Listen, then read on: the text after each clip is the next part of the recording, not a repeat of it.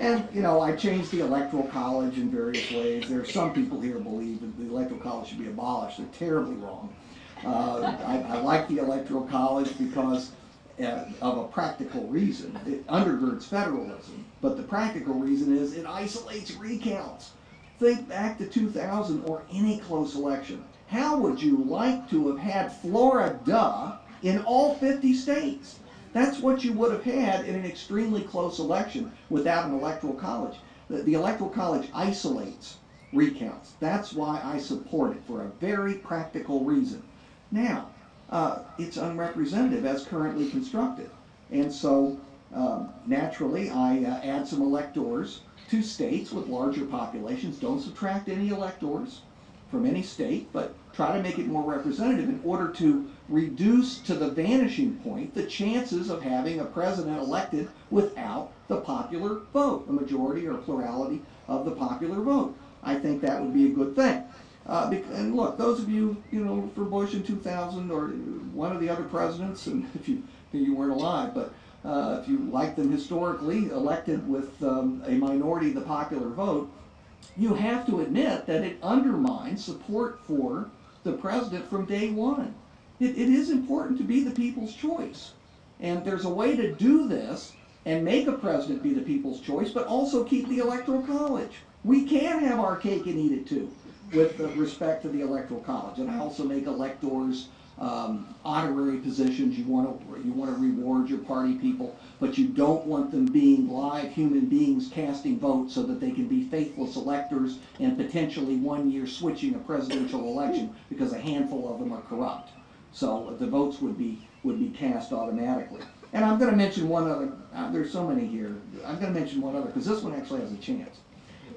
This one is going to be introduced before the end of the year by a bipartisan group of House members. I'm very pleased. They go from, you know, very liberal to very conservative. Our Congressman Virgil Goode is one who is organizing this, helping to organize it. And it's a little known provision in the Constitution which we've never really focused on because it hasn't happened since the 19th century.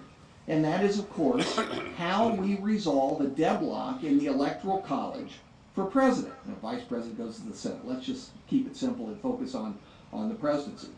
If you have a deadlock and the Electoral College can't produce a majority for a presidential candidate to become president, then the process moves into the House of Representatives. Sounds simple enough. Gee, they're the people's representatives. Shouldn't be a problem, except that the founders, believing a little too strongly in federalism, not understanding that over time states would become very distorted in their differences in population, and also not recognizing the importance eventually of mass democracy, established the unit rule, whereby in order to get a president, every state votes as a unit. So tiny Wyoming gets 1 vote, and gargantuan California gets 1 vote, and you need 26 votes, an absolute majority of the 50 states, to become president. Now think about what that means. Again, if the small states stuck together, you could have 17% of the people electing a president. And it's worse than that. The single-member states can easily cast their ballot for president, unless the representative is schizophrenic. You know, he or she's going to be able to make up his or her mind and cast the ballot. What about the multi-member delegations? Imagine how many deadlocks there will be in the conclaves, the 50 conclaves that will have to be held, with people using parliamentary procedures to foul up the works, vacancies causing judicial appeals, absolute ties, which will result in 0 vote being cast from that state.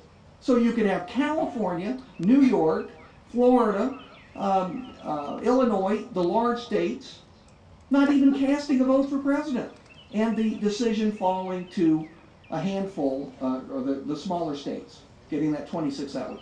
It would be a disaster. There'll be a revolution if it ever happens. No one knows that provision is in there. The solution's obvious. We now have 1 person, 1 vote, unfortunately, because of redistricting. It isn't perfect, but it's one person, one vote. Every representative, more or less, represents the same number of people. There are some exceptions, but it's closer than it's ever been in American history.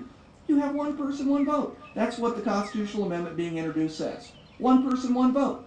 Then you need a majority of the sitting representatives to get a new president in the case of a deadlock. And look, it's going to happen again. It's inevitable. We will have a deadlock in the Electoral College, and it will go to the House of Representatives.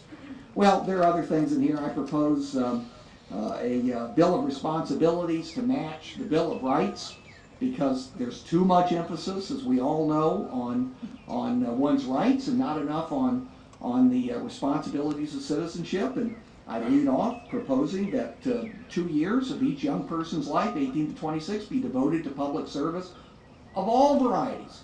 Is military service included? Absolutely, with additional benefits coming more so than for any other possibility of service under the Universal National Service system that we're setting up here, or we're trying to set up here. Look, not that many people would choose military service compared to the other alternatives, but I can guarantee you the military service will be much larger in each branch than it is right now, thereby relieving the tremendous pressure on the military.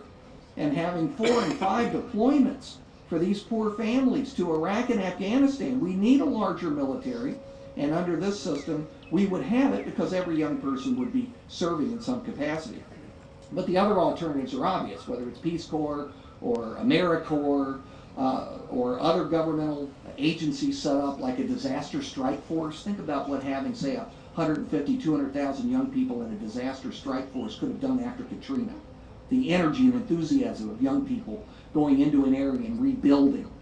And then there's also the alternative of nonprofit service. Qualifying nonprofit groups would be able to have a certain number of individuals serving, giving those 2 years through them. You know, whether it's the boys club and the girls club, or think about anything that is a qualified, could be a good qualifying nonprofit.